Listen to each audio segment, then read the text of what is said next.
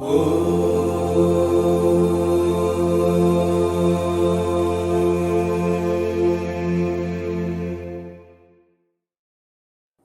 ശ്രീ സായിരാം.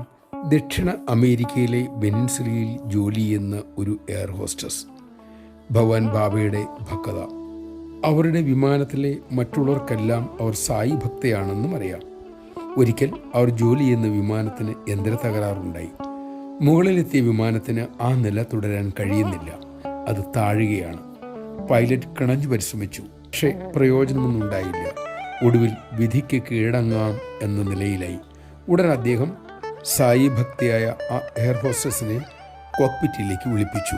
അദ്ദേഹം പറഞ്ഞു, നമ്മൾ ഗുരുതരമായ അപകടത്തിലേക്ക് പോകുന്നു. താങ്കൾ സത്യസായി അവതാരത്തോട് പ്രാർത്ഥിക്കൂ. അവർ ഉടൻ തന്നെ അവിടെ ഇരുന്നു. മിഴികൾ അടഞ്ഞു. ഏകാഗ്രമായി സായിറാം ജപം തുടങ്ങി. തൻ്റെ പ്രാർത്ഥനയും സമർപ്പിക്കാൻ ആരംഭിച്ചു. ഏതാനും നിമിഷം കഴിഞ്ഞപ്പോൾ വിമാനത്തിൻ്റെ സമനില വീണ്ടു കിട്ടി. അത് മെല്ലെ മുകളിലേക്ക് ഉയരാനും തുടങ്ങി. ആ സമയം തിങ്ങി നിൽക്കുന്ന വെളുത്ത മേഘങ്ങൾക്കിടയിൽ സായീശ്വരൻ്റെ രൂപവും കോക്പിറ്റിലുള്ളവർ എല്ലാവരും കണ്ടു. ഒരാൾ ഉടൻ തന്നെ അതിൻ്റെ ചിത്രവും എടുത്തു. വിമാനം പ്രശ്നങ്ങളൊന്നും ഇല്ലാതെ തന്നെ ലക്ഷ്യസ്ഥാനത്ത് ഇറങ്ങുകയും ചെയ്തു. പിന്നീട് ഈ സംഭവം ഒരു ഡോക്യുമെൻ്ററിയാക്കി ചിത്രീകരിച്ച് ഭഗവാൻ ബാബയെ പർത്തിയിലെത്തി അവർ കാണിച്ചു.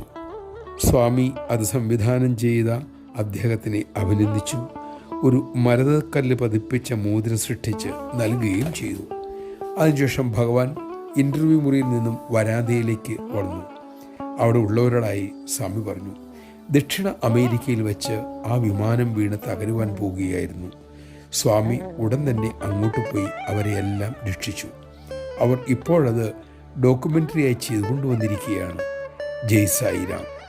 7 കടലുകൾക്കപ്പുറത്തും ഭക്തനെ രക്ഷിക്കാൻ ഭഗവാന്റെ ദൃഷ്ടിയും കരചരണങ്ങളും ഉണ്ട്. ആകാശത്തും ഭൂമിയിലും മലയിലും കടലിലും വനത്തിലും നഗരത്തിലും സ്വാമി നമുക്കൊപ്പമുണ്ട്. സ്വാമി എപ്പോഴും കൂടെ ഉണ്ടാകാനായി നമുക്ക് തിരുനാമസ്മരണ തുടരാം. जय बोलो भगवान श्री सत्य साई बाबा जी की जय.